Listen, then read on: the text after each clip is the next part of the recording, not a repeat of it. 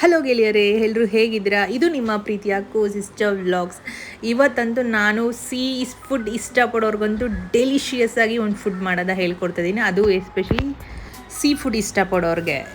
Okay, ಈಗ ಹೇಗೆ ಮಾಡೋದು ಅಂತ ನೋಡೋಣ. ನಾನು ಸ್ವಲ್ಪ ಇದಕ್ಕೆ ಖಾರದ ಪುಡಿ, ಸ್ವಲ್ಪ ಶುಂಠಿ ಬೆಳ್ಳುಳ್ಳಿ ಪೇಸ್ಟ್ ತೊಗೊಂಡಿದ್ದೀನಿ. ಹಾಗೆ ಸ್ವಲ್ಪ ಅರಿಶಿಣದ ಪುಡಿ, ಹಾಗೆ ಕರಿಬೇವು ತೊಗೊಂಡಿದ್ದೀನಿ ಫ್ಲೇವರ್ಗೆ.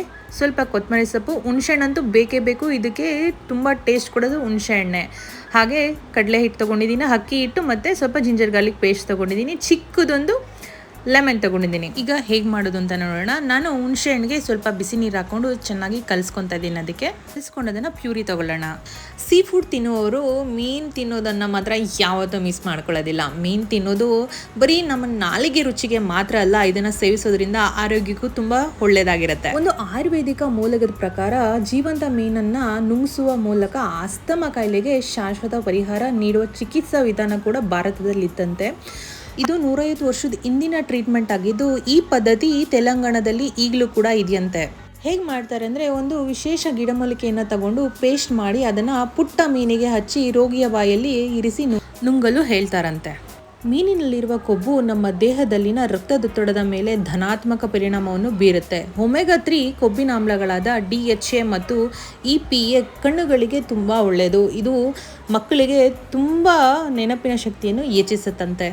ಈಗ ತೋರಿಸಿರೋ ಎಲ್ಲ ಇಂಗ್ರೀಡಿಯೆಂಟ್ಸ್ನ ಒಂದು ಪ್ಲೇಟ್ಗೆ ಹಾಕ್ಕೊಂಡು ಅದನ್ನು ಫಿಶ್ ಮ್ಯಾರಿನೇಟ್ಗೆ ಇಡೋಣ. ಹಾಗೆ ಹುಣಸೆಹಣ್ಣು ರಸನೂ ಕೂಡ ಹಾಕ್ಕೊಂಡು ಸ್ವಲ್ಪ ನೋಡ್ಕೊಂಡು ಕಲಿಸ್ಕೊಳ್ಳಿ. ಟೈಮ್ ಇದೆ ಅಂದರೆ ಆಲ್ಮೋಸ್ಟ್ ಒಂದು 3 to 4 hours ಇದ್ದರೆ ಚೆನ್ನಾಗಿ ಆಗುತ್ತೆ. ಇಲ್ಲ ನಮ್ಗೆ ಟೈಮ್ ಇಲ್ಲ ಅಂದರೆ ಒಂದು ½ an hour ಇಲ್ಲ 1 hour ಆದರೂ ಸಾಕಾಗತ್ತೆ.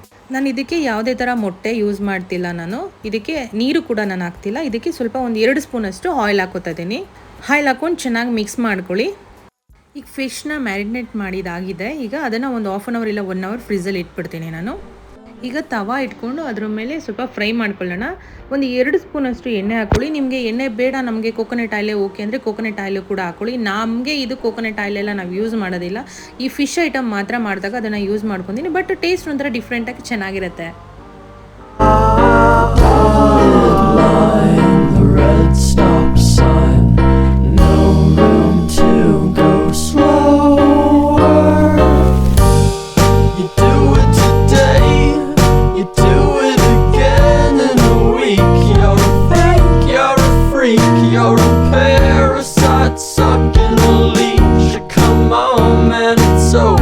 ಹೀಗೆ ರೆಡಿಯಾಗಿರೋ ಮೀನನ್ನ ಒಂದೊಂದೇ ಎಲ್ಲ ತವಾ ಮೇಲೆ ಹಾಕ್ಕೊಳ್ಳೋಣ. 1 ಸ್ಪೂನಷ್ಟು ಎಣ್ಣೆ ಹಾಕ್ಬಿಟ್ಟು ಲಿಡ್ ಕ್ಲೋಸ್ ಮಾಡಿ ಬೇಯಿಸ್ಕೊಳ್ಳೋಣ ಅದನ್ನು. ಈಗ ಒಂದು ಸೈಡ್ ಆಗಿದೆ, ಇವಾಗ ಇನ್ನೊಂದು ಸೈಡ್ನ ತಿರುವಾಕೊಳ್ಳೋಣ ಅದನ್ನು. ಈಗ 2 ಸೈಡ್ ಬೆಂದಿದ್ದಾಗಿದೆ. ಸ್ವಲ್ಪ ಫ್ಲೇವರ್ಗೆ ನಾನು ಕರಿಬೇವಿನ ಸೊಪ್ಪು ಹಾಕ್ತಾಯಿದ್ದೀನಿ. ನೀವು ಹಾಕ್ಕೊಳ್ಳಿ, ಮಿಸ್ ಮಾಡಬೇಡಿ ಇದನ್ನು.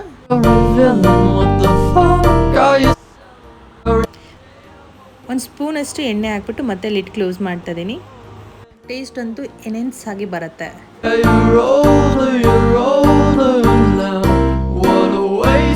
ಎರಡು ಸೈಡ್ ಬೇಯಿಸ್ಕೊಂಡ್ರೆ ಹೀಗೆ ರೆಡಿಯಾದ ರುಚಿಯಾದ ಫಿಶ್ ಫ್ರೈ ರೆಡಿ ಆಗುತ್ತೆ. ನಿಮ್ಮ ಪ್ರೀತಿ ಪ್ರೋತ್ಸಾಹ ಇದೇ ಥರ ನಮ್ಮ ಸಿಸ್ಟರ್ ವ್ಲಾಗ್ಸ್ ಮೇಲೆ ಇರಲಿ. ಈ ಇನ್ಫಾರ್ಮೇಟಿವ್ ವಿಷಯ ನಿಮಗೆ ಇಷ್ಟ ಆಗಿತ್ತು ಅಂದರೆ ನಿಮ್ಮ ಫ್ಯಾಮಿಲಿ ಫ್ರೆಂಡ್ಸ್ ಜೊತೆಗೆ ಶೇರ್ ಮಾಡಿ, ಕಮೆಂಟ್ ಮಾಡಿ, ಹಾಗೆ ಸಬ್ಸ್ಕ್ರೈಬ್ ಮಾಡೋದು ಮಾತ್ರ ದಯವಿಟ್ಟು ಮರಿಬೇಡಿ.